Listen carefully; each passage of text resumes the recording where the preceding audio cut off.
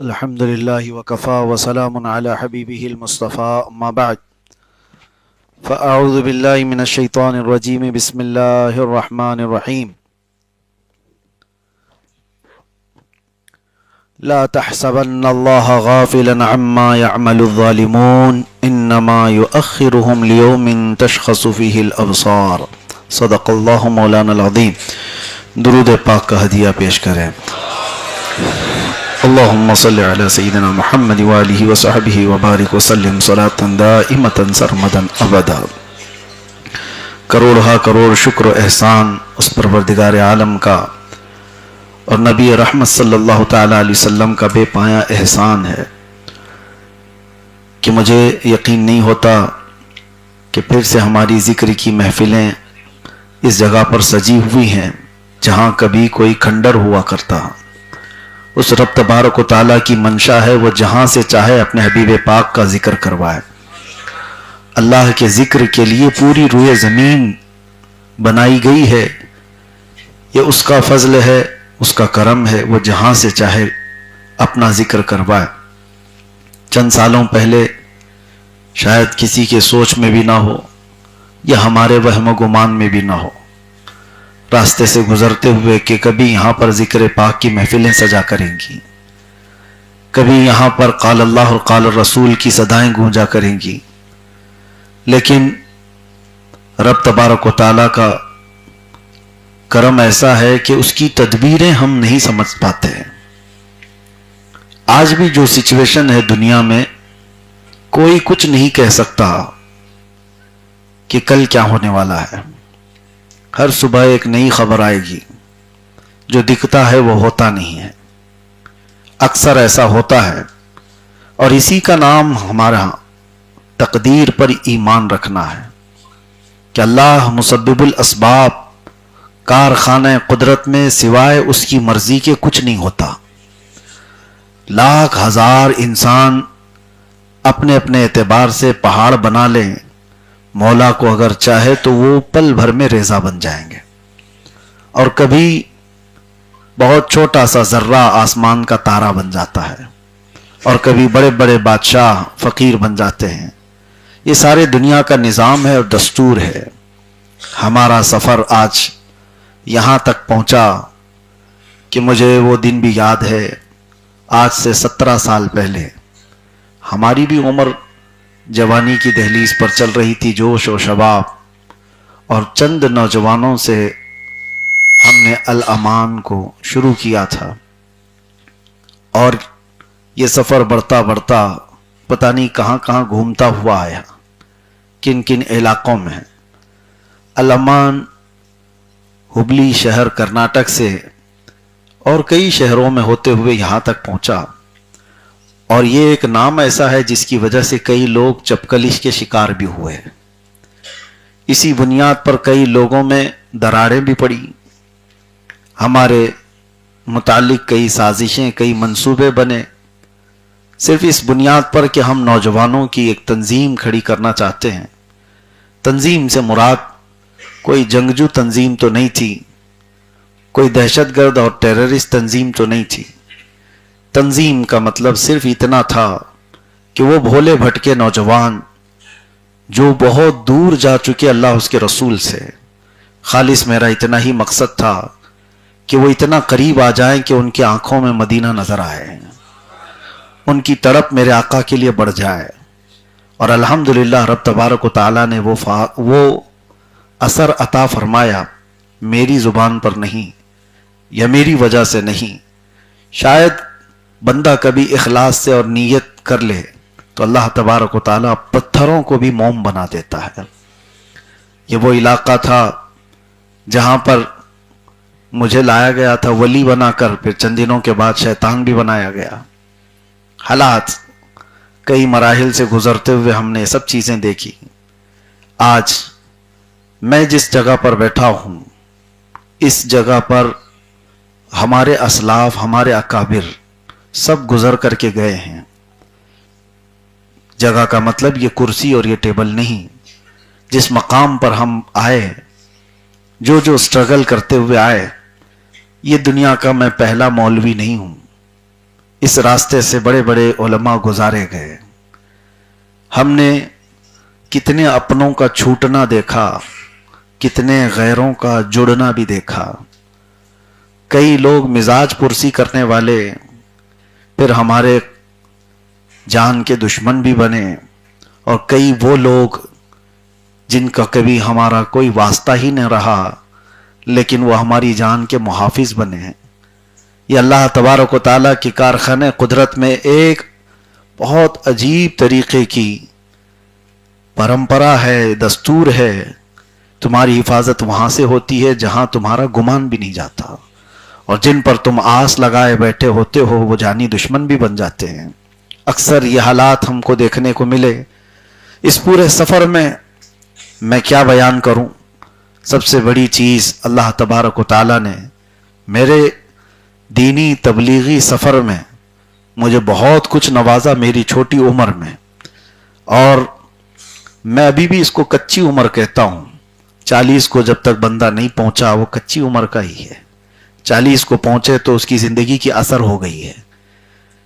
تو ابھی ہم وہاں تک پہنچے نہیں، لیکن اس کچی عمر میں دنیا کے بہت سارے نشیب و فراز میں نے دیکھے، اور ہو سکتا ہے بہت جلدی مجھے اس لیے دکھایا گیا ہو کہ ہماری زندگی بھی شاید تھوڑی ہو، بہت جلدی ہم کو دنیا سے رخصت ہونا ہو. میں نے بہت تھوڑے سے سفر میں جو منزلیں دیکھی وہ میں آپ کے سامنے رکھتے ہوئے یہ عرض کروں کہ مجھے جو کچھ بھی ملا ہے اس میں سب سے بڑا انعام اللہ کی طرف سے جو دیا گیا ہے وہ مرکز ناموس رسالت ہے، جس کی چھت کے نیچے آج آپ بیٹھے ہیں. اور جب یہاں صدائیں گونجتی ہیں اللہ اکبر کی تو میرے عزیزوں روح کے اندر اترتی ہیں، روح کے اندر اترتی ہیں. ایک ویران مٹی کو اللہ تبارک و تعالی اپنے ذکر کے لیے چن لیتا ہے. یہ کسی کے وہم و گمان میں نہیں، کوئی منصوبہ بندی اور بڑی پلاننگ کے ساتھ نہیں. رب تبارک و تعالی منتخب فرماتا ہے جس اس جگہ پر، اور یہاں پر بیٹھے ہوئے سارے لوگ، اس میں کوئی پاک سائٹ کے زیادہ نہیں ہیں، محلے کے زیادہ لوگ نہیں ہیں، باہر سے آئے ہوئے، دور دراز سے آئے ہوئے. کچھ تو ایسے ہیں کہ آج میں آپ کو بتاؤں صرف اور صرف ہمارے ساتھ افطار کرنے کے لیے حیدرآباد سے فلائٹ لے کر کے آئے، افطار کی اور نماز پڑھے اور واپس حیدرآباد چلے گئے.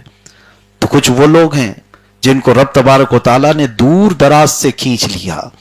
یہ کشش، یہ جو جذب کرنے کی صلاحیت ہے وہ عمارتوں میں نہیں آتی، وہ عشق رسول میں آتی ہے.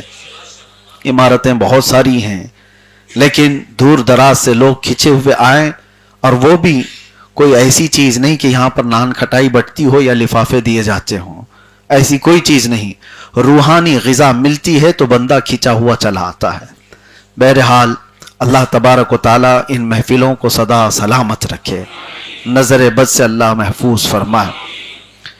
لیکن ابھی منزل پر ہم نہیں پہنچے. منزل وہی ہے جب ہماری سانس رک جائے، اور وہ کہاں رکتی ہے وہ اللہ بہتر جانے.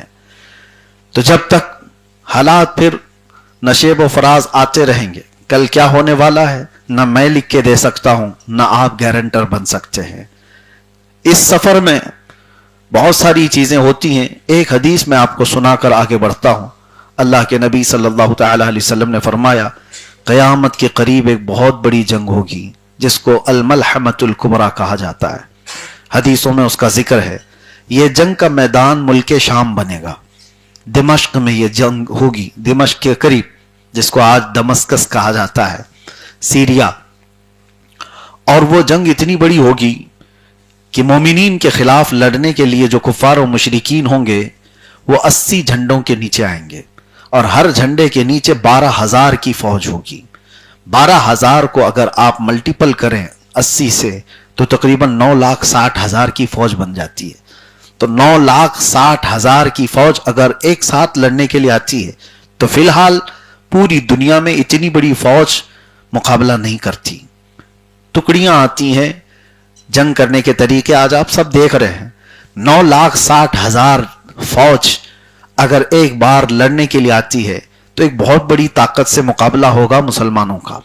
لیکن رسول پاک صلی اللہ تعالی علیہ وسلم نے فرمایا مسلمان کتنے ہوں گے وہ تعداد تو نہیں بتائی، وہ کتنے ہوں گے تعداد میں یہ بتایا نہیں گیا، لیکن یہ بتایا گیا کہ جیسے ہی پہلا دن ہوگا 1/3 मुसलमान मैदान छोड़ के भाग जाएंगे। 1/3 हिस्सा होगा मुसलमानों की जमात का जो मैदान छोड़कर भाग जाएंगे। लेकिन साथ में मेरे मुस्तफ़ा करीम सल्लल्लाहु अलैहि वसल्लम ने फरमाया वो इस रुए जमीन के सबसे बदतरीन लोग होंगे, उनकी तौबा भी नहीं होगी। वो सबसे बदतरीन लोग होंगे जिन्होंने सख्तियों का मुकाबला नहीं किया और मैदान छोड़कर निकल गए। और उसके बाद मेरे आका सल्लल्लाहु तआला अलैहि वसल्लम फरमाते हैं जंग का दूसरा मरहला होगा, दूसरा दिन है या दूसरा मरहला, दूसरा मरहला ऐसा होगा कि मुसलमानों का 1/3 हिस्सा, 1/3 हिस्सा कत्ल हो जाएगा, शहीद हो जाएंगे।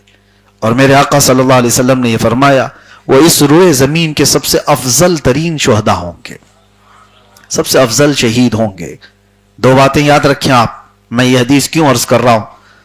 मोमिनीन का मुकाबला बहुत बड़ी ताकत से है, लेकिन जमात में 1/3 जमात छोड़कर भाग जाएगी और दूसरे मरहले में 1/3 जमात कत्ल हो जाएगी, शहीद हो जाएंगे। अब हुजूर पाक सल्लल्लाहु अलैहि वसल्लम फरमाते हैं अल्लाह तबारक व तआला तीसरे मरहले पर जो 1/3 हिस्सा बचा था मोमिनीन का, उनको फतह मुबीन अता फरमाएगा। फतह तो होगी। हुवल्लज़ी अरसल रसूलहु बिलहुदा व दीनिल हक़्क़ि लियुज़हिरहु अलद्दीनि कुल्लिहि, वो रब है जिसने अपने रसूल को हिदायत और हक के साथ भेजा ताकि ये दीन को गालिब करके रहे, और ये दीन गालिब आएगा। फतह तो होगी, लेकिन फतह तक पहुंचने की जो मंजिल है, वहां तक पहुंचने के लिए हमें 2 चीजों का सामना करना पड़ रहा है। किसी बड़े सक्सेस को पाने के लिए 2 चीजों का सामना करना है। वो 2 चीजें क्या है? पहली चीज अपनों का साथ छोड़ देना, दूसरी चीज है अपनों का हमारे सामने कत्ल हो जाना। ये 2 चीजें जो बर्दाश्त करके खड़ा रहा, अल्लाह उसे फतह अता फरमाता। ये बहुत बड़ी चीज है, मैं कह रहा हूं। आप किसी मैदान में खड़े हैं, कुछ आपके साथ मंसूबा बनाने वाले, आपके साथ प्लानिंग करने वाले अचानक छोड़कर भाग जाएं, ये दिल पर बहुत सख्त बीतती है। यह बहुत कठिन वक्त होता है जब किसी को तोड़ दिया जाए तो उसके अपनों को तोड़ दिया जाता है, और उस वक्त वो खड़ा रहा। फिर दूसरा मरहला उसके साथ ये आया कि उसके जो खास थे वो कत्ल हो गए, इंतकाल कर गए। आदमी फिर टूट जाता है, कुछ छोड़ गए और कुछ कत्ल हो गए, और उसके बाद जो खड़ा रहा वो कोई बुज़दिल खड़ा नहीं हो सकता। वो वही खड़ा होगा जो पहाड़ होगा ईमान का, वही खड़ा रहेगा, और उसी को अल्लाह तबारक व तआला फतह मुबीन अता फरमाता है। मेरे अजीजों, ये हदीस ये आखिरी जमाने में पेश आने वाली एक जंग के मुतालिक तो है, लेकिन इसका इंप्लीमेंट हमारी जिंदगी के हर शोबे में किया जा सकता है। हर शोबे में आप जिंदगी में ये 2 चीजें देखने के अगर ताकत रखते हो तो फतह तुम्हारे सामने। कुछ छूटेंगे और कुछ चले जाएंगे। हमारे साथ ये सारी चीजें हुई। हमने ये मरहलों में बहुत सारे लोगों को छूटते हुए देखा और बहुत सारे लोगों को टूटते हुए देखा, और साथ ही कुछ लोगों को दुनिया से जाते हुए देखा। जो छूट गए या चले गए, अल्लाह उनका मालिक, लेकिन जो हमारे साथ सफर में रहते रहते वो इंतकाल कर गए, आज उनके लिए मैं दुआ गो हूं कि अल्लाह ताला उनकी रूह को सुकून अता करे। वो ऐसे लोग थे जो दामे दिरमे कदमे सुखने शाना बशाना हमारे साथ खड़े रहे। बसा औकात मुझे जमात में वो लोग आज नजर नहीं आते, वो आज कब्रस्तानों में सोए हुए हैं, जो मेरी महफिल के हाजिर बाश होते थे। हमारी जिक्र की महफिलों की रौनक भी हुआ करते थे। हर घड़ी हमसे पूछा करते कि किस वक्त जिक्र की महफिल है, और पहले आकर बैठने वाले वो आज कब्रस्तानों में आराम फरमा है। लेकिन सच बताता हूं, तन्हाई में कभी दुआएं करते हैं तो उन लोगों की याद आती है, तो अल्लाह की बारगाह में यूं अर्ज करता हूं कि मौला हमारी कोई नेकी कबूल है तेरी बारगाह में, तो ये उनके दरमियान भी तकसीम फरमा दे, इसलिए कि वो सच्चे लोग हैं। मेरे आका सल्लल्लाहु तआला अलैहि वसल्लम ने अंसार की यूं ही फजीलत नहीं बयान फरमाई। मदीने के अंसार की फजीलत हुजूर पाक सल्लल्लाहु तआला अलैहि वसल्लम ने जितनी बयान फरमाई, आप देखें हदीसें, हुजूर फरमाते हैं सारी दुनिया एक तरफ चली जाए और अंसारे मदीना एक मैदान में जाएं, हुजूर फरमाते हैं अल्लाह का रसूल मोहम्मद अंसार के साथ जाएगा सल्लल्लाहु तआला अलैहि वसल्लम। हुजूर फरमाते हैं अगर सारी दुनिया एक वादी में हो और अंसार एक वादी में, तो रसूलुल्लाह अंसार की वादी में तुम्हें नजर आएंगे। हुजूर फरमाते अल्लाहुम्मा अरहमिल अंसार व अबनाइल अंसार व अबनाई अबनाइल अंसार। हुजूर ने ये दुआ फरमाया, अल्लाह अंसार पर रहम फरमा, उनके बेटों पर रहम फरमा, उनके पोतों पर रहम फरमा। क्यों? अंसार के लिए हुजूर पाक सल्लल्लाहु तआला अलैहि वसल्लम ने फरमाया, वजह यह थी कि मक्का वाले जिस वक्त पूरे सहाबा को घरों से निकाल रहे थे, उन्हें मार रहे थे, पीट रहे थे, नबी आखिरुज़्ज़मान सल्लल्लाहु तआला अलैहि वसल्लम पर सोशल बाइकाट करके रखा था उन जालिमों ने। हुजूर ने पत्ते खाए हैं, चमड़े उबाल करके खाए हैं। हुजूर पाक सल्लल्लाहु तआला अलैहि वसल्लम के साथ हजरत बिलाल हबशी फरमाते हैं कि इतना हिस्सा हमारे पास मौजूद था जो सिर्फ बगल में छुपाया जा सकता है खाने के लिए, उसके अलावा कुछ नहीं था। और इस तरह के 3 साल गुजारे। इन हालात में जानते हो पूरी दुनिया तमाशे देखती, बड़े बड़े लोग भी मौजूद थे, लेकिन मदीने के अंसार ने अपने घर के दरवाजे खोल दिए थे। जब नबी पाक सल्लल्लाहु तआला अलैहि वसल्लम तशरीफ लाए और उनके सहाबा आए तो मदीने में कहीं भी ये बात नहीं आई थी कि ये लोग गांव छोड़ करके आए हुए हमारे यहां हैं। अंसार ने तो वो काम कर दिखाया था, अपने दरवाजे ही नहीं खोले, बल्कि अपनी जायदाद, अपने बागीचे, अपनी जमीनें सब उन मुहाजिरीन भाइयों को बता करके कहा, इतना अल्लाह ने मुझे दिया है, आज से आधा तुम्हारा आधा मेरा। यहां सगे भाइयों को कोई प्रॉपर्टी नहीं देता, सगी बहनों का हक मार लेते हैं। वो मदीने के अंसार थे जो हिजरत करके आए हुए सहाबा को। एक सहाबी तो है, अल्लाहु अकबर, हजरत अब्दुर्रहमान बिन औफ। मैंने फजर में सहाबा की सीरत में उनका जिक्र किया था। जब अल्लाह के रसूल सल्लल्लाहु तआला अलैहि वसल्लम ने उनको मदीने के एक अंसार का भाई बनाया, जो हिजरत करके आए थे, माइग्रेट करके आए थे मक्का से, उनको अंसार का भाई बनाया। एक एक सहाबी को एक एक का भाई। तो अब्दुर्रहमान बिन औफ को जिसका भाई बनाया, वो सहाबी इनको घर ले गए और बताने लगे, मेरे इतने बगीचे हैं, मेरी इतनी दुकानें हैं, मेरी इतनी जमीनें हैं, ये सब में आधा आधा तुम्हारा, आधा आधा तुम्हारा। हत्ता कि वो बोलते बोलते यहां तक कहे, मेरी 2 बीवियां हैं, एक को मैं तलाक दूंगा, इद्दत गुजारने के बाद उससे तुम निकाह करो। कौन है जो इस तरह से अपने सारे दरवाजे खोलता हो? ये नबी रहमत सल्लल्लाहु तआला अलैहि वसल्लम का बनाया हुआ वो मुआशरा था जहां इज़हार और कुर्बानी पूरी भरी हुई थी। मेरे अजीजों, ये बातें इसलिए मैं अर्ज कर रहा हूं कि दीन के कामों में जो लोग खड़े रहे उनको अल्लाह ताला अंसार के साथ हशर अता फरमाए। आज मेरे साथ जो लोग शुरू से सफर में रहे या फिर आते रहे, जुड़ते रहे और अपने अपने जान की बाजी लगाए हुए, कई मरहले इन्होंने भी देखे। मुझे याद है कि जब आप सब दूर रहने वाले शायद ना जानते हों, जिस वक्त जालिम दरिंदों ने मुझे उठाया था, ऐसा नहीं कि मैं अकेला गया था, मेरे पीछे 25-30 लोग और भी गए थे और उन्होंने रमजान जेल में काटे हैं और वापस आए। उनका क्या कसूर था? उनका कसूर सिर्फ ये था कि वो एक आलिम के साथ खड़े थे और इसका अजर उनको कयामत के दिन ही अता किया जाएगा। अल्लाह करीम की बारगाह में इसका अजर अता किया जाएगा। तो ये मरहले भी पाक साइड ने देखे हैं, बहुत सारी चीजें। वो दिन भी यहां पर कि मुझे कहीं पर कोई घर लेने नहीं दिया जाता था। बहरहाल ये सारे जिक्र मैं नहीं करना चाहता। इन तमाम मंजिलों के बाद एक दिन तो सुबह होकर रहती है।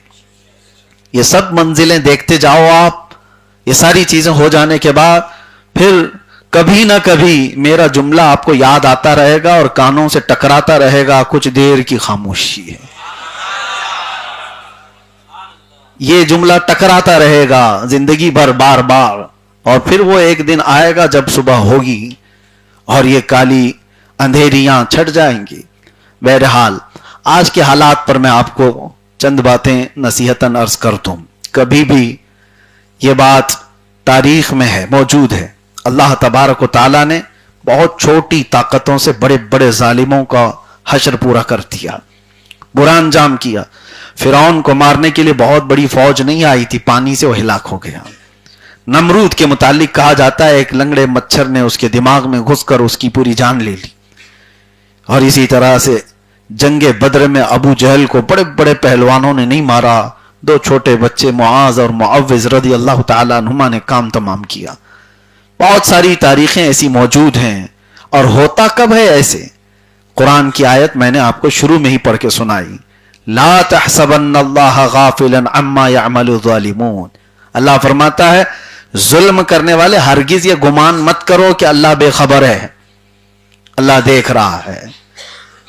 آج پوری دنیا میں جو حالات بنے ہوئے ہیں، خاص طور پر امریکہ کی دادا گیری، سپر پاور ہونے کا نشہ، جو وہ یہ سمجھتا ہے کہ ہر ملک میں اپنا آتنک پھیلا ہے، جو خود آتنک پھیلاتا ہو، دہشت پھیلاتا اور پوری دنیا کو وہ امن کی ڈگری بانٹ رہا ہو اور پوری دنیا میں ٹیررزم کا صفایا کرنے کی بات کرتا ہو. ایک ایسی حماقت ہے، دنیا دغلے پن کو محسوس نہیں کر پاتی یا پھر جان بوجھ کر خاموش رہتی ہے. سب کو پتا ہے، سب کو پتا ہے نہتے بچوں کا قاتل کون ہے، 70,000 لوگوں کو جھٹکے میں قتل کر دینے والے لوگ کون ہیں. فرعون کے متعلق تو تاریخ میں ہے کہ اس نے اپنی کرسی ہلتی ہوئی دیکھی، ایک خواب دیکھا تھا، اس نے خواب دیکھا تھا کہ ایک تارا ٹوٹ کر کے گرا ہے، اس کی گود میں آ گیا ہے. وہ گھبرا کر نجومیوں سے خواب کی تعبیر پوچھا کہ اس کے خواب کے معنی کیا ہو سکتے ہیں. تو نجومیوں نے بتایا تھا کہ بنی اسرائیل میں ایک بچہ پیدا ہوگا جو تیری سلطنت کو ہلاک کر دے گا. اس نے بنی اسرائیل سے ایسی نفرت شروع کر دی تھی کہ ایک سال میں 12,000 بچوں کو قتل کر دیا تھا کہ کہیں وہ بچہ پیدا نہ ہو جائے جو فرعون کی حکومت کو ہلا دے، تخت کو ہلا دے. اور اس کے بعد سال بھر جب بچوں کا قتل ہوتا رہا، لڑکیوں کو چھوڑ دیا جاتا تھا. یذبحون ابناءکم ویستحیون نساءکم، وہ عورتوں کو، بچیوں کو چھوڑ دیتے تھے اور لڑکوں کو مارتے تھے، قتل کرتے تھے. کس وجہ سے؟ ڈر تھا حکومت کو ہلانے والا، تخت کو ہلانے والا بچہ پیدا نہ ہو جائے. لیکن رب تبارک و تعالیٰ کی جو تدبیر ہے، تمہاری تمام کوششیں ناکام ہو جائیں گی. بچہ پیدا بھی ہوا. وہ کون تھا بچہ؟ موسیٰ علیہ السلام. اور اللہ نے نظام ایسا بنایا کہ قتل ہو رہے تھے اس وقت بچے. موسیٰ علیہ السلام کی ماں کے دل میں اللہ نے یہ بات ڈالی کہ بچے کو صندوق میں رکھو اور پانی میں بہا دو. کون ماں کر سکتی ہے ایسے کہ اپنے آج کے پیدا ہوئے بچے کو دریا میں بہا دے؟ لیکن ان کی ماں کے دل کو اللہ نے مضبوط کر دیا. اور اس کے بعد وہ صندوق بہتے بہتے فرعون کے باغیچے میں ہی جا کر لگا. فرعون کو اولاد نہیں تھی. فرعون کی بیوی نے دیکھا بچے کو، اٹھا لیا اور کہا عسیٰ ان نتخذہ ولدا، کیا ہی اچھا ہے کہ ہم اس کو بیٹا بنا لیں. فرعون نے کہا یہ کہاں سے تم بیٹا لے آئی، کہیں یہ بچہ تو ہلاک کرنے والا تو نہ بن جائے. بیوی نے کہا نہیں، یہ تو بہتا ہوا آیا ہے، وہ تم نے خواب جو دیکھا وہ بنی اسرائیل کے بچے کا ہے، یہ تو کہاں سے آیا کیا پتا. لیکن ہے تو خوبصورت. بچے کی پرورش فرعون کے گھر میں ہونے لگی. فرعون کے گھر میں اعلان بھی ہوا کہ ان کو کوئی دایا آئے اور دودھ پلائے. کمال قدرت تو دیکھو، موسیٰ علیہ السلام 2 دن کے بچے ہیں لیکن دودھ کسی کا نہیں پیتے تھے. ان کی بہن وہاں کھڑی تھی، اس نے کہا ایک دایا کو میں جانتی ہوں، اس کا دودھ ہر بچہ پی لیتا ہے. کہا گیا کہ ٹھیک ہے لے آؤ، ہم جو وہ قیمت بولے گی ہم اس کو قیمت دیں گے دودھ پلانے کے لیے. شاہی گھرانے کے بچے کو دودھ پلانا ہے. موسیٰ علیہ السلام کی بہن سیدھے جا کر اپنی ماں کو لے آئی. کہا کہ یہ دایا ہے اور اس کا دودھ بچے پیتے ہیں. تو اس ماں کے گود میں جب بچے کو دیا گیا، موسیٰ علیہ السلام اپنی ہی ماں کے سینے سے دودھ پینے لگے. نظام قدرت دیکھو رب تعالیٰ کا، ان کی ہی ماں سے دودھ پلوایا جا رہا ہے، پلس اجرت بھی دی جا رہی ہے. بچے کو پالنے اور بچے کو دودھ پلانے کی اجرت بھی. اور پالا کہاں جا رہا ہے؟ وہی فرعون کے محل کے چھت کے نیچے. میرے عزیزو، یہ کارخانہ قدرت کے جو معاملات ہیں تمہاری سمجھ سے بھی بالاتر ہیں. وہی بچہ تھا جس کا خوف فرعون کو تھا. اور پھر موسیٰ علیہ السلام جوان ہوئے، تب پھر اس کے مقابل میں آ کر کھڑے ہوئے اور اسے اعلان کیا کہ جھک جاؤ اس رب کی بارگاہ میں، تم اپنے رب ہونے کا اعلان کرتے ہو. پھر جو معاملات ہوئے، اخیر میں جا کر فرعون کو ایک سمندر کے پانی میں غرق کر دیا گیا. موسیٰ علیہ السلام کو اس فرعونی لشکر سے نجات دی گئی، فتح مبین عطا فرمائی گئی 10 محرم کو. اب میں تاریخ کے اس حصے سے آپ کو یہ بتانا چاہتا ہوں، ظالم جتنے بھی منصوبے بنا لے، جتنے بھی پلان بنا لے، لوگوں کو ڈر سنانے کے لیے آج دنیا میں کیا کیا کہا جاتا ہے مسلمانوں کو نروس کرنے کے لیے، تم کچھ نہیں کر سکتے. ہاتھ بھی نہیں ہلا سکتے، تم کہیں سے کچھ بول بھی نہیں سکتے. ہم وہ طاقت والے لوگ ہیں، ہمارے پاس آئرن ڈوم ہے، ہمارے پاس تھاٹ ہے، ہمارے پاس فلاں ہے. سب کی واٹ لگائی ہے تھاٹ کی. یہ تو دنیا دیکھ رہی ہے. اور میں جنگوں کے حالات پر زیادہ گفتگو نہ کرتے ہوئے صرف یہ بات بتانا چاہتا ہوں، ہم کسی کے پکش یا اپکش میں بات کرنے کی بات نہیں کہہ رہے ہیں. ایک بات یاد رکھو، کسی پر اتنا ظلم نہ کرو، اتنا ظلم نہ کرو کہ جب وہ مظلوم کھڑا ہو جائے تو تمہارے پاؤں ہلنے لگ جائیں گے. اکثر ایسا ہوا ہے. ایک بات یاد رکھو، امریکہ اور اس کے ہم نواؤں کا ظلم بہت ہو چکا ہے، بہت ہو چکا ہے. کیا ایسا نہیں ہوگا کہ کسی بچے کی آہ رب العزت کی بارگاہ میں نہیں پہنچی ہوگی؟ کیا ان ماؤں کی چیخیں نہیں پہنچتی ہیں جن کے گودوں کو اجاڑ دیا گیا ہے؟ کئی ایسے بچے ہیں قبرستانوں میں وہ جاتے ہیں، عید کے دن اپنے باپ کا نام لے کر پکار رہے ہوتے ہیں، سرانے پر بیٹھ کر اپنے باپ سے بات کر رہے ہوتے ہیں. یہ وہ بچے ہیں جن کو ابھی ماں باپ کا پیار صحیح طریقے سے ملا نہیں تھا کہ ظالموں نے ان سے چھین لیا. کتنے بچے وہ ہیں جن کے سامنے ان کی ماؤں کو تڑپا کر کے مار دیا گیا. میں کبھی کبھار سوچتا ہوں جس کے دل میں تھوڑا بہت بھی رحم ہو وہ جانور کے بچے کو بھی ماں سے دور نہیں کرتا. آپ کے اندر رحم ہو تو آپ کسی جانور کے بچے کو پھینک دو اور اس کی ماں کو مار دو. کیا آپ کا دل گوارا کرے گا کہ ابھی یہ دودھ پیتا بچہ ہے، اس کو ماں کی ضرورت ہے؟ لیکن آج دنیا کے ایسے ظالم ترین لوگوں کو آپ دیکھ رہے ہیں جس نے فرعون سے بھی زیادہ قتل کیے ہیں. فرعون نے 12,000 بچوں کا قتل کیا تھا اور آج آنکڑا 70,000 کو پہنچا ہوا ہے. فلسطینی بچوں کو اسرائیل نے جس بے دردی کے ساتھ قتل کیا ہے، کیا ہے دلیل؟ کس بات؟ اور جو تمہارے مقابل میں آنے والی جماعت کا تم نام لیتے ہو ان کو تو مارتے ہی نہیں. حماس کہاں ہے؟ کیا یہ چھوٹے چھوٹے بچے حماس ہیں؟ 80 لوگوں کو ایک قبر میں دفن کر دیا جاتا ہے. تو یہ تمام جو حالات ہیں، یہ ظلم بڑھتا جائے گا، بڑھتا جائے گا. تو ایک وقت کہیں تو اینڈ ہونا ہے، کہیں تو رکنا ہے اس کو. اور جب جب ظالم نے مظلوم کو ہلکے میں لیا، اللہ تبارک و تعالیٰ پوری طاقت سے، پوری ان کی طاقت کے نشے کو مٹی میں ملا دیتا ہے. اور ان قریب آپ دیکھنا زمانہ وہ انجام بھی دکھائے گا. اس سے پہلے بھی بڑے بڑے دادے آ کے گئے ہیں، بہت بڑے بڑے طاقتور سورما آ کر کے گئے. ان کی تاریخ میں آج کوئی بھی نشان باقی نہیں ہے. یونان و مصر و روما سب مٹ گئے جہاں سے، باقی مگر ہے اب تک نام و نشان ہمارا. ہاں، اسلام اگر کھڑا ہے تو عدل کے لیے کھڑا ہے. اسلام ظلم کا کبھی ساتھ نہیں دیتا.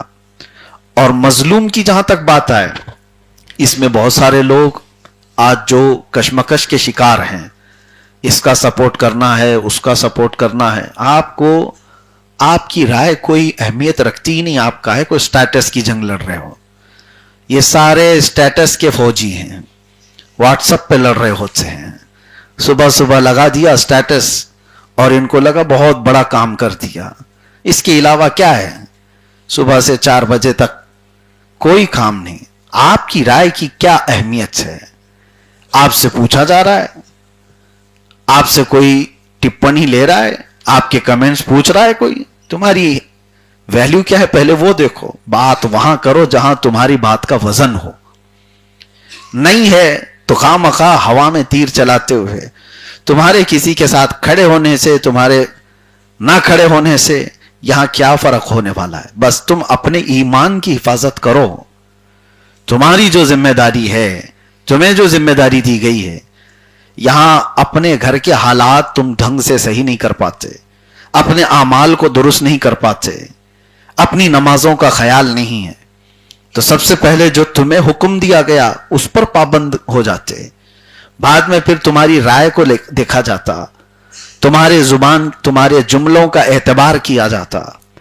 میں نے تو ایسے ایسے سورما دیکھے اپنے، یہی سوشل میڈیا والے صبح 5 بجے تک گلی کے نکڑ پر بیٹھ کر یہ ایسا لگ رہا ہے بہت بڑا جہاد کر رہے ہیں. چوراہوں پر بیٹھ کر کے وہ کمنٹس کر رہے ہیں.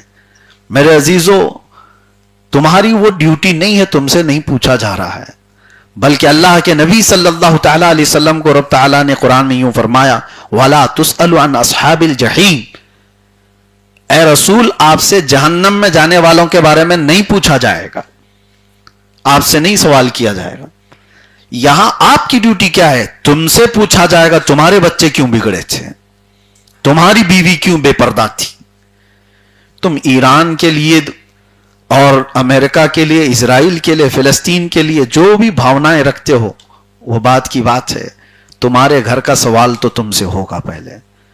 پہلے تو تم سے یہ سوال کیا جائے گا کہ تمہاری نمازیں کیوں چھوٹی تھیں، تم رات بھر کیا کر رہے تھے، تمہارے متعلق یہ ضرور سوال ہوگا۔ ہاں ظاہر سی بات ہے، اگر تم نے کسی کے مظلوم کی موت کا یا فلسطینی بچوں کے ناحق مارے جانے کا خوشی کا جشن منایا تو تم بھی مجرم ہو، تم مجرم ہو کہ تم نے کچھ کیا تو نہیں تھا لیکن خوشی کا جشن منائے تو ظاہر سی بات ہے تم مجرم ہو، تم ظالم کے ساتھ کھڑے ہوئے ہو۔ اللہ کے نبی صلی اللہ تعالی علیہ وسلم کی اخلاق میں آپ کو بتاؤں کہ اگر ظلم کسی کے اوپر ہو، چاہے وہ جانور پر بھی ہو، مظلوم کوئی کتا ہو، اس کو ناحق مارا اور پیٹا جا رہا ہو، تو مسلمان کا یہ حق بنتا ہے کہ ظالم کی کلائی کو پکڑ لے، اس کو ظلم کرنے سے روکے، وہ جس کے اوپر ظلم کر رہا ہے اس کو اس سے باز رکھے، اس لیے کہ ان اللہ لا يحب الظالمین، اللہ ظلم کرنے والوں کو ہرگز پسند نہیں کرتا، ظلم کے خلاف ہم ہیں۔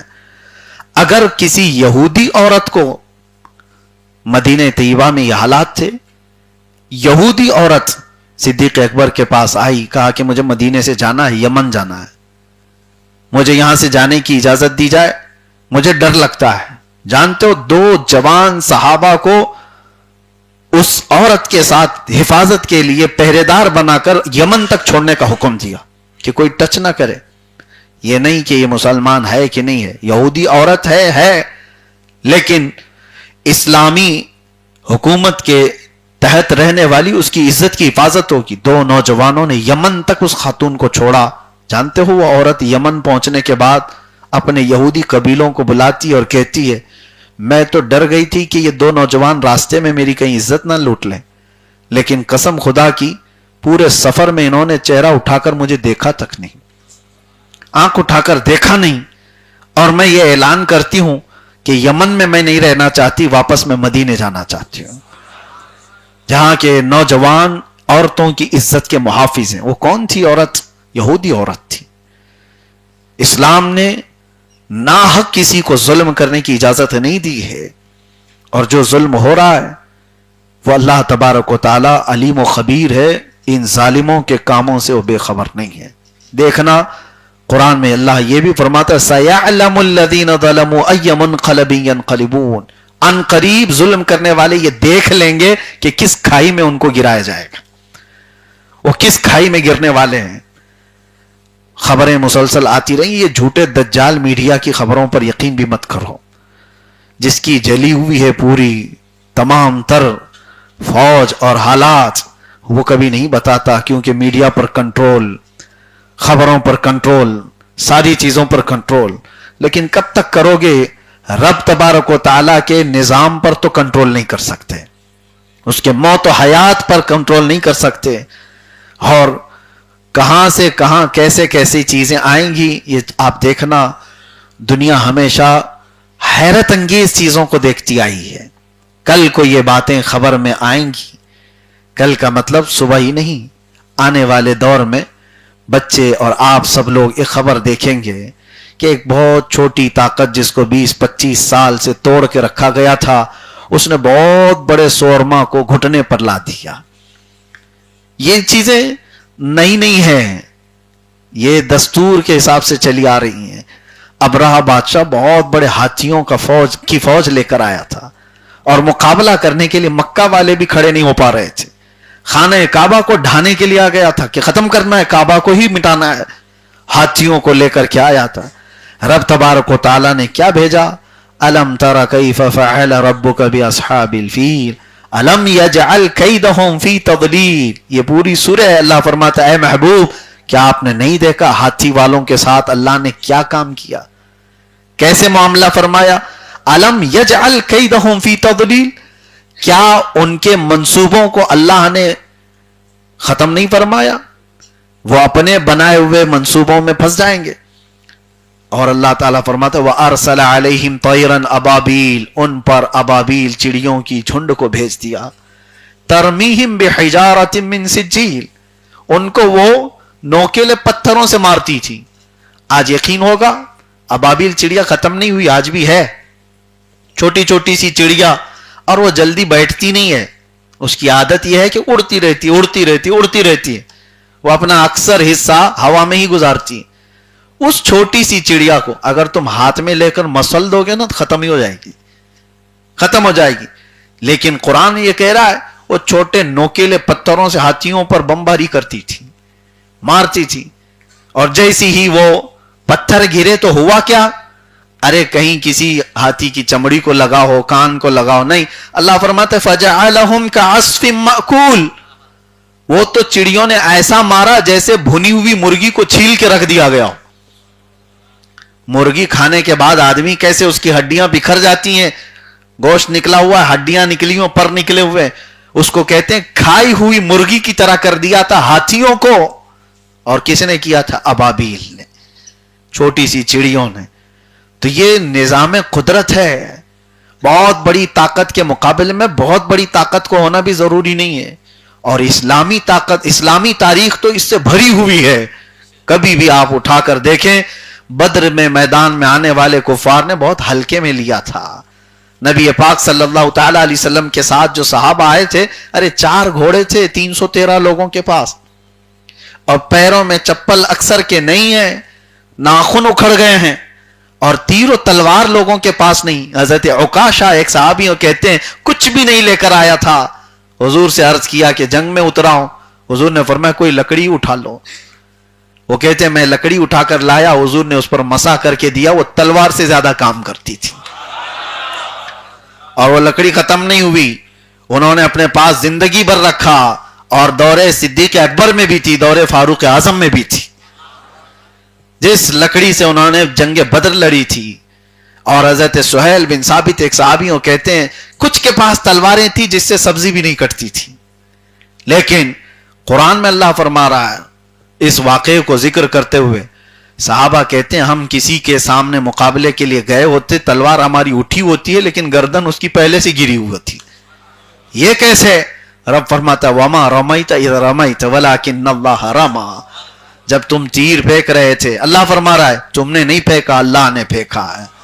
फलम तख्तुलूहुम वलाकिन्नल्लाह क़तलहुम, तुमने उन्हें नहीं कत्ल किया, अल्लाह ने उन्हें कत्ल किया है। उनके कामों को रब तबारक व तआला अपना काम फरमा रहा है। जब मशीयत इज़्दी को जलाल आता है तो बहुत छोटी ताकतों से अल्लाह ताला बड़े बड़ों के नशों को खत्म करता है। एक रात पहले बद्र के मैदान में ढोल ताशे बज रहे थे, और वहां पर गोश्त भुना जा रहा था कल की जश्न मनाने के लिए। जैसे यहां पार्टियां पहले से लड्डू बना लेती हैं कि कल तो जीतना है, और पूरे लड्डू बनाकर पहले से रखते हैं। बद्र में आए हुए काफिर पहले से बनाए हुए थे और रात भर नाच रहे थे। ये 313, हम तो 1000 की तादाद में, हाथी घोड़े भी हमारे पास, तलवार हथियार भी हमारे पास, सारा साजो सामान हमारे पास। लेकिन दूसरी शाम को पता चला 70 मारे गए और 70 कैदी बनाए गए, और बाकी जान बचाकर भागे। और 70 जो मारे गए उनमें कोई छोटा मोटा भी नहीं था। वक्त का दज्जाल अबू जहल भी मरा हुआ था, उतबा भी मरा हुआ था, शैबा भी मरा हुआ था, बड़े बड़े लोग मारे गए थे। तो ये बद्र की तारीख थी। और अल्लाह के नबी सल्लल्लाहु तआला अलैहि वसल्लम की इस तारीख में, इस्लामी तारीख में, एक शोशा भी आपको ऐसा नहीं मिलेगा जहां बहुत बड़ी तादाद ने छोटे से लोगों पर हमला किया हो। नहीं, हमेशा से तारीख में एक ही चीज दिखती आई कि दुनिया बड़ी बड़ी ताकतें लेकर के गई। हैरत होती है, बड़ी ताकतें और मुकाबले के एतबार से सलाहुद्दीन अय्यूबी को याद करो। हमारी अपनी लिखी हुई तारीख नहीं, अंग्रेजों की लिखी हुई तारीख ही पढ़ लेना। अंग्रेजों ने सलाहुद्दीन अय्यूबी की तारीख लिखी है, हमारी नहीं, उनकी लिखी हुई। एक वक्त ऐसा आया कि 4 लाख लोग रूमियों ने صلیبیوں نے صلاح الدین کے ساتھ مقابلے کے لیے ایک میدان کو انتخاب کر لیا، اور 4 لاکھ لوگ جب جمع ہوئے تو اس وقت حالت ایسی تھی کہ صلاح الدین ایوبی کے پاس صرف 12,000 لوگ تھے۔ 12,000 کا مقابلہ 4 لاکھ سے ہوتا ہے، لیکن صلاح الدین کو پتا تھا کہ ہم کربلا والے ہیں، تعداد نہیں دیکھتے، اتر جاتے ہیں، مدد اللہ کی طرف سے ہے، اور ہمارا قتل ہو جانا بھی ہماری فتح ہی ہوتی ہے۔ اگر قتل ہونا فتح نہیں ہوتا تو حسین اعظم کا چرچا اتنا کیوں ہوتا؟ میرے عزیزو، یہ جذبہ شہادت تھا صلاح الدین ایوبی نے۔ 12,000 لوگوں سے وہ جنگ لڑی ہے۔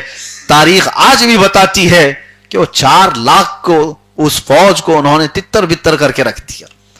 وہ گھٹنے ٹیکنے پر مجبور ہوئے، سب میدان سے نکل کر کے بھاگے۔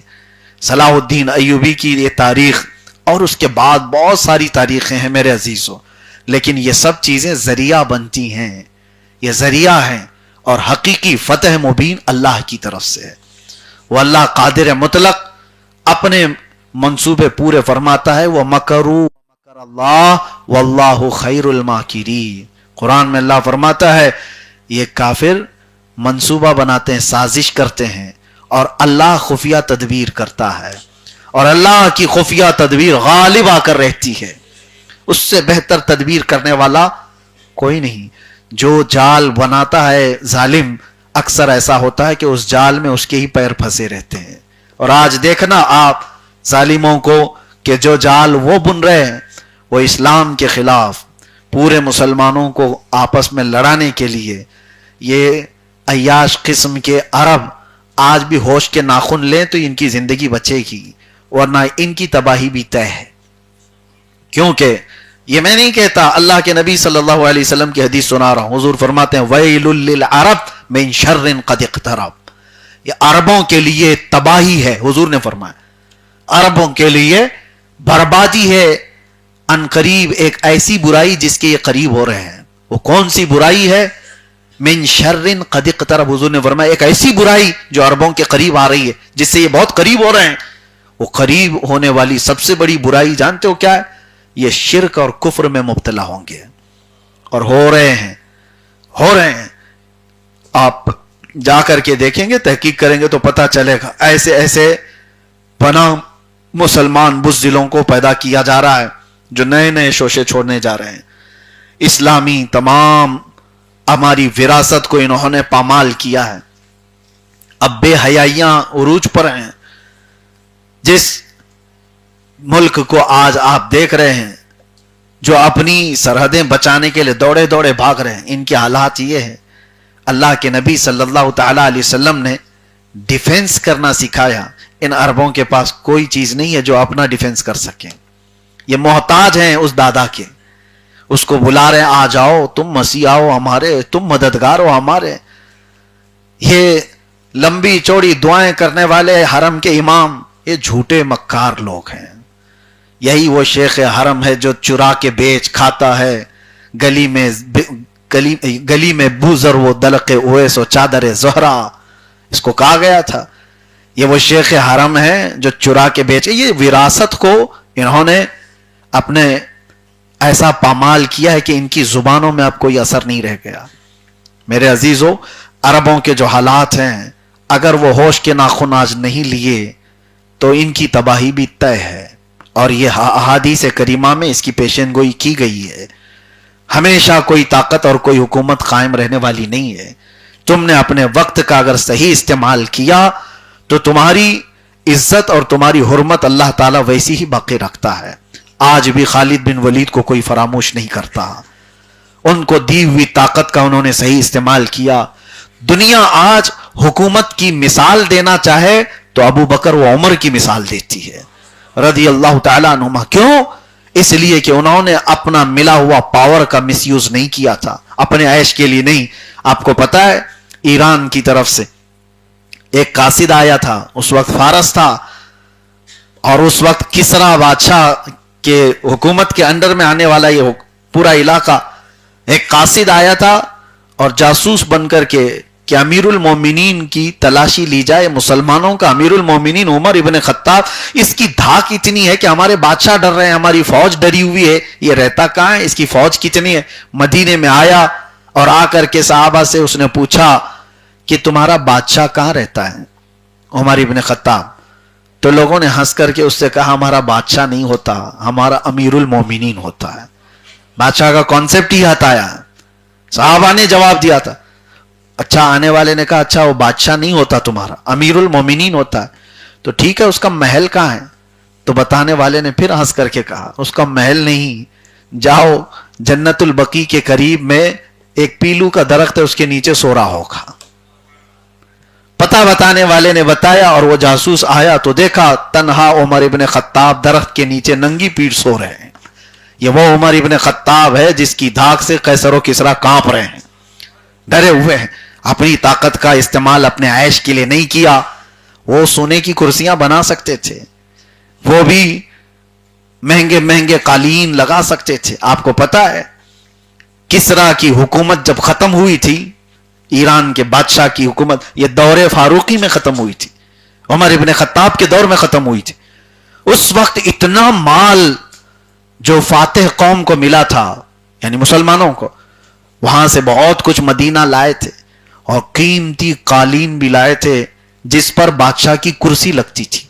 اور جانتے ہو اس زمانے میں بادشاہ کسی کو بہت زیادہ نوازنا چاہتا، بہت کسی سے خوش ہو گیا ہو تو اس کو انعام میں کیا دیا جاتا؟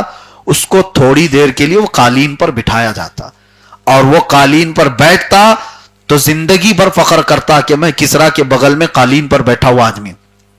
یہ اس وقت کا انعام تھا. اور جب کسریٰ کی حکومت ختم ہوئی تو وہ قالین بھی آیا، وہ کرسی بھی آئی، سب آیا. لیکن میرے عزیزو، حضرت عمر ابن خطاب رضی اللہ تعالیٰ عنہ کے پاس جب یہ لا کر پیش کیا گیا کہ بہت مہنگی قالین جس پر کسریٰ کی کرسی لگتی تھی وہ بھی آ گیا ہے مال غنیمت میں، اس کو کیا کیا جائے؟ مسجد نبوی میں محراب، منبر کہیں پر اس کو سجا دیا جائے. سیدنا عمر ابن خطاب نے کہا مسجد نبوی کے دروازے کے باہر اس کو لگاؤ تاکہ ہر آنے والا اپنا پاؤں پوچھ کر کے مسجد میں آئے، دنیا کو یہ پتا چلے جس پر بیٹھ کر کے بادشاہ فخر کیا کرتے ہیں وہ محمد عربی کے غلاموں کی دھول ہوا کرتا ہے. دنیا کو یہ بتایا ہمیں دنیا کی چکا چوند اپنی طرف راغب نہیں کر سکتی، بڑی بڑی طاقتیں ہم کو اپنی طرف نہیں کھینچ سکتی. یہ تو تھا اصل اسلام، اصل اسلام. لیکن آج ان عربوں نے جو اصل اسلام کا چہرہ مسخ کر کے رکھا ہے، انہوں نے تو کموڈ ٹوائلٹ کے جو سونے کے بنائے اور ان لوگوں نے بھر بھر کر کے پیسے امریکن صدر کو گفٹ کیے جا رہے ہیں. تم ہی ہمارے داتا ہو، تم ہی ہمارے ماتا ہو، سب کچھ ہو. اور پھر ظاہر سی بات ہے، ایک بات دیکھ لینا، جس نے ایسے ظالم کتے کی مدد کی ہے، وقت آتا ہے کہ ایک عربی میں مشہور مقولہ ہے کہ قتل الثور الابیض یوم قتل الثور الابیض، قتل الثور الاحمر یوم قتل الثور الابیض. ایک کہا جاتا ہے ایک لال بیل تھا اور ایک سفید بیل تھا، دونوں کی بڑی گہری دوستی تھی اور دوستی ایسی تھی کہ ان کی دھاک بیٹھی ہوئی تھی جنگل میں، دونوں کا اتحاد تھا. اور شیر ان کو کھانا چاہتا تھا لیکن کھا نہیں پاتا. وجہ یہ تھی کہ شیر جو ہے جب حملہ کرنے آئے، لال بیل اور سفید بیل دونوں مل کر کے سینگ مارتے اور بھاگ جاتا تھا، نہیں آ پاتا تھا.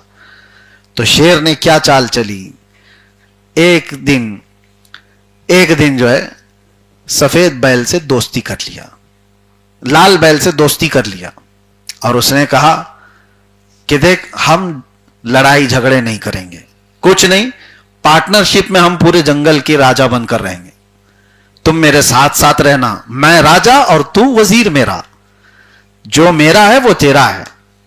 اور ظاہر سی بات ہے بیل ہی تھا اور اس کو شیر کی بات اچھی لگی، کہا شیر کی دوستی بہت اچھی بات ہے. تو لال بیل جو ہے نا وہ لال ہو گیا جلدی اور اس نے دوستی کو صحیح سمجھ لیا.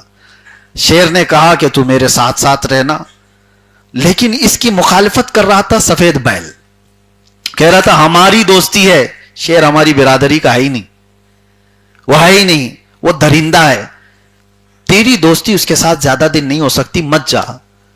تو لال بیل یہ کہتا تھا کہ تو میری ترقی سے چڑھتا ہے، میں بادشاہ کا وزیر بن رہا ہوں اور تو مجھے بننے نہیں دینا چاہتا، شیر مجھے ساتھ ساتھ لے کر کے چلے گا تو ساری بکریاں بھی ڈرتی ہیں، سب ڈریں گے، میں اس کا دوست ہوں۔ سفید بیل نے کہا یہ دوستی اچھی نہیں ہے، چھوڑ دے، یہ تکرار اتنی بڑی۔ شیر بھی لال بیل کو سمجھانے لگا، دیکھ تیرا دوست جو ہے وہ تیری ترقی سے حسد کرتا ہے، جلتا ہے، میں تجھے اپنا خاص بنا رہا ہوں اور وہ تجھے بننے نہیں دینا چاہتا، تیرا دوست صحیح معنی میں دوست نہیں ہے۔ اس پاگل لال بیل نے اپنے سفید بیل کی دوستی ہی ختم کر دی، دوستی ٹوٹ گئی، اور اس غم میں بیچارہ سفید بیل اکیلا پڑ گیا، اور لال بیل تو بادشاہ کے ساتھ گھوم رہا ہے جنگلوں میں، اور تھوڑے دن کا پاور تھا، تھوڑے دن شیر کے ساتھ جگہ جگہ گھوم رہا تھا، اب وہ سفید بیل اکیلا تھا۔ تو شیر کو ایک دن بھوک لگی اور وہ آیا اور سفید بیل کو اس نے غرایا، لال بیل ساتھ میں ہی تھا، کچھ نہیں کہا۔ شیر نے کہا دیکھ اس کو میں آج کھا کے ختم ہی کرتا ہوں جو تجھ سے جلتا تھا، تجھ سے حسد کرتا تھا۔ لال بیل نے کہا ختم ہی کر دو اس کو، پرانا دوست تھا، اپنی برادری کا تھا، لیکن مدد نہیں کیا۔ تو شیر نے حملہ کیا اور سفید بیل کو چیر کر رکھ دیا، اور وہ بیچارہ جتنا ڈیفنس کر سکتا تھا کیا، اکیلے میں نہیں ہو پایا، مر گیا۔ مر جانے کے بعد شیر شکم سیر ہو کر کے چلا، دوسرے ہی دن لال بیل کو آنکھ دکھانے لگا، بھوک لگی ہے مجھے، تو کہا میں تو تیرا وزیر ہوں، کہا وہ ہو گیا ختم، وہ پرانی باتیں ہیں، اب نیا دور آ چکا ہے۔ کہا اب کیا کرو گے؟ کہا مجھے کھانا ہے تمہیں۔ بچانے کے لیے نہ کوئی سفید بیل نہ کوئی، اس نے اپنے بھائی کو دھوکہ دیا تھا۔ میرے عزیزو یہ عربی میں موجود پوری حکایت میں آپ کو بیان کر رہا ہوں، صوفیہ اکرام نے جو لکھا۔ لال بیل بہت منتیں سماجتیں کرنے لگا، لیکن وہ تو ٹھہرا درندہ، اس کے اندر رحم کہاں سے، اس کی غذا وہ ہے۔ ارے گھوڑا چارے سے دوستی کرے تو کھائے کیا، شیر شکار سے دوستی کبھی نہیں کرتا۔ اس نے لال بیل کو اس دن حملہ کیا، اور جیسے ہی اس کے اوپر چڑھائی کیا تو لال بیل نے ایک تاریخی جملہ کہا تھا جو آج میں نے ابھی آپ کے سامنے کہا۔ اس نے کہا لال بیل تو اسی دن مر گیا تھا جس دن سفید بیل کی دوستی چھوٹی تھی، اسی دن ختم ہو گیا تھا، یہ تو چند دن ایسی عیش کر لیا شیر کے ساتھ، ورنہ تو میں مر ہی گیا اسی دن جس دن میں ساتھ چھوڑ دیا تھا میرے بھائی کا۔ آج اس چیز کو اپنے ذہن میں رکھ کر کے سوچنا، یہ سارے عرب لال بیل ہیں، انہوں نے جس سے دوستی کی ہے وہ یہی سوچ کر کے دوستی کی ہے کہ ہماری تکلیف میں تو مدد کرے گا، کیا خاک مدد کرے گا، وہ اپنی بچا نہیں پا رہا ہے، کیا خاک مدد کرے گا، جب اپنے آپ پر جب بن پڑتی ہے تو پھر آس پاس نہیں دیکھتا دادا، وہ چند دنوں کے بعد کہے گا تم اپنا دیکھو، ہم تو جا رہے ہیں، بہت دور سے آئے تھے، ہم بہت دور سے آئے تھے، تم اپنا دیکھو، اور اس کے بعد کوئی بچا نہیں ہے ان کو، نہ دادا نہ بابا، پھر پڑوس میں جو ہے وہ غرا رہا ہے، تمہارا یہ بھی ماریں گے، تمہارا یہ بھی ماریں گے، تمہارا یہ بھی ماریں گے۔ میرے عزیزو یہ سارا سینیریو جو میں آپ کے سامنے رکھ رہا ہوں، ایک بات ہمیشہ یاد رکھو، اللہ کے نبی صلی اللہ تعالی علیہ وسلم نے ارشاد فرمایا پورا اسلام ایک جسم کی طرح ہے، ایک عضو کو تکلیف ہو تو پورے جسم میں بخار آنا چاہیے۔ ان ظالم عربوں نے فلسطینیوں کے قتل پر خاموش تماشائی بنے دیکھتے رہے، کبھی کوئی ایک جملہ سننے کو ملا آپ کو؟ کبھی کوئی جملہ سننے کو ملا؟ یہ وہ عیاش لوگ ہیں، آپ کو میں بتاؤں لندن میں بندروں کا گھر بند ہونے جا رہا تھا کیونکہ وہاں کی میونسپلٹی وہ خرچہ برداشت نہیں کر پا رہی تھی زو کا، اور ایک عرب شہزادہ گیا اور پورے پیسے دے کر کہا میں اس کو چلاؤں گا، بند مت کرو، عجائب گھر ہے، بندروں کا گھر ہے، ہر ایک کو اپنی برادری سے محبت ہوتی ہے، اور یہ 90 لاکھ کا 1 کروڑ پاؤنڈ کا ایک ایک گھوڑا خرید کر کے لاتے ہیں، گھوڑے خرید کر کے لاتے ہیں، تماشا ہے، پورے عرب کو انہوں نے نمائش کا اڈا بنایا ہوا ہے، یہ آسمان چھوتی ہوئی عمارتیں بنا رہے ہیں لوگوں کو اپنی طرف بلانے کے لیے۔ آپ کو کیا لگتا ہے یہ سارا یورپ اور یہ سارے ویسٹرن ان کی ترقی کو دیکھ کر کے ان کو مدد کرتے رہیں گے؟ یہ سارے خطے میں جو انہوں نے آگ لگائی ہے یہ دیدہ و دانستہ ہے، یہ پوری طرح سے پری پلانڈ ہے کہ جنگ جب چھڑے گی تو تمہارے اکنومی پر بھی آئے گی، اور تم جو آج عرب لوگ بڑے بڑے بادشاہ بڑے بڑے عیاش نظر آتے ہو، ساری دنیا کی بڑی عمارتیں تمہارے پاس، ارے دنیا کو کھیلنے کی جگہ بھی یہی دیتے ہیں، پورے ورلڈ کپ کروانا ہے تو ان کے اندر کریز ہے، ان کے ہاں دیوانہ پن ہے، ایک دوسرے کو یہ لوگ سبقت لے جا رہے ہیں۔ یہ وہ عرب تھا جہاں کبھی قرآن کے علم پر کمپٹیشن ہوا کرتا تھا، حدیث پر کس کی گہری نظر ہے اس پر مقابلہ آرائی ہوتی تھی، اور آج ہے کہ فٹ بال پر اور دوسرے کھیلوں پر یہاں مقابلہ آرائی ہو رہی ہے۔ ان عربوں کے ہاتھوں سے سب کچھ چھین لیا گیا، ان کو آئی فون پکڑا دیا گیا ہے، اور اس کے علاوہ عیش کی زندگی دے کر انہیں خاموش کر دیا گیا۔ اس کی وجہ سے یہ زیادہ دن تک عیش و عشرت کی زندگیاں چلتی نہیں ہیں۔ آپ ان تمام حالات سے سبق لو، اور یہ آپ کے لیے یہاں اسٹیٹس کی جنگ نہیں لڑنا ہے، یہ واٹس اپ اسٹیٹس پر آپ جنگ مت لڑو، آپ ان تمام حالات سے درس لو کہ اللہ قرآن میں فرماتا ہے اللہ اس قوم کو اس وقت تک نہیں بدلتا جب تک وہ قوم خود اپنی حالت نہیں بدلتی۔ ہمیں بدلنے کا وقت ہے۔ جو بچے آج راستہ بھٹکے ہوئے ہیں انہی کے لیے یہ محفلیں ہیں۔ اللہ تبارک و تعالی آپ سب کو اصلاح حال عطا فرمائے، مجھے بھی اللہ تبارک و تعالی اصلاح حال عطا فرمائے اور استقامت علی الدین عطا فرمائے۔ اللہ کریم ہر طرح کے برے آفات و بلیات سے ہماری حفاظت فرمائے۔ اللہ ظالموں کو کیفر کردار تک پہنچائے اور مظلوموں کی اللہ تعالیٰ غیب سے مدد فرمائے۔ رب تعالیٰ اگر آج کی یہ شب لیلۃ القدر ہے تو مولا بغیر بخشے ہوئے ہم کو اس چھت سے باہر نہ فرما، ہم سب کا بھی شمار جہنم سے آزاد ہونے والوں میں فرما۔ وصلی اللہ تعالی علی خیر خلقہ محمد وآلہ وصحبہ اجمعین برحمتک یا ارحم الراحمین۔